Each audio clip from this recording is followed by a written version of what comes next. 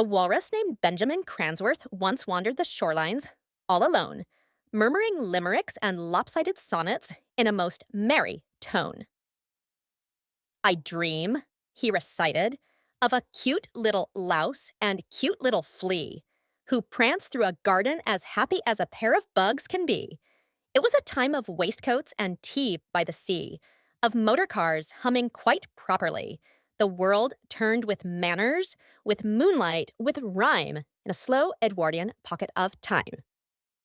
I dream of a fox called Sir Fox and a cat called Miss Cat, who sail in an Italian gondola wearing funny little hats. I dream of a candy-filled kingdom where the sun shines bright, where the lads wear blue sashes and the lasses wear white. Benjamin slipped a flipper into his pitch-black vest and drew out a quill. Like a poet possessed, he scribbled his lines with a jubilant trill, each rhyme more delightful, each verse more a thrill. After jotting down all his most jubilant lines, he sipped from a goblet of raspberry wines. He took one more sip, and then another. Oh dear. Then he toasted the moon with a jug of ginger beer. But just as he sighed with poetic delight, a breeze took a breath and gave his verse flight. His papers went fluttering, flipping with flair, like butterflies dancing away through the air. "My sonnets!" he cried. "Come back here at once!" But the wind only giggled, a mischievous dunce. So he fastened his vest, and he tightened his cap, and waddled off fast with his top hat and a flap. He ran through the shoreline as fast as he could, but he only ran as fast as a very old walrus should. His giant walrus feet rushed like a ragin' motor car, past sand dunes and seashells and one abandoned guitar. Just over a dune, in the salt-scented hush, sat Sir Fox with a book and a porcelain cup. Raskolnikov trembled. He read with a grin. Such poetry, though I'd prefer more violin. Benjamin blinked. "That's Dostoevsky you've got." "Indeed," said Sir Fox, "though I skipped quite a lot. I found one lone page in the breeze on my fur. It didn't belong, so I used it to purr." "Have you seen my sonnets?" Benjamin said. "They flew in the breeze right over my head." Sir Fox gave a smile, delightfully sly. "Your dear sonnets went that way, oh my." "Thank you," said Benjamin.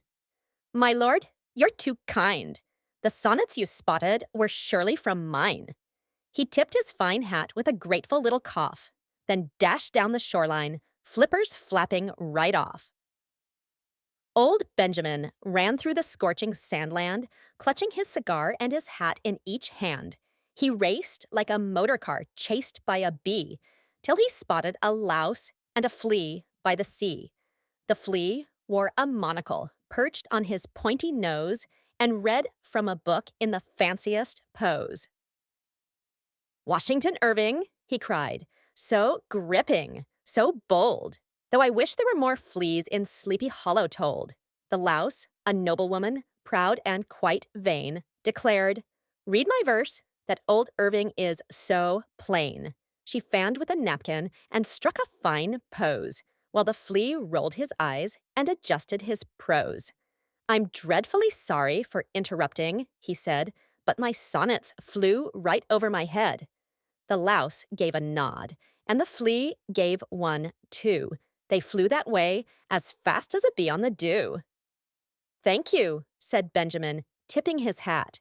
"You're both quite observant. I do admire that." Then off he dashed like a thundering car, sprinting once more like a bolt from a star.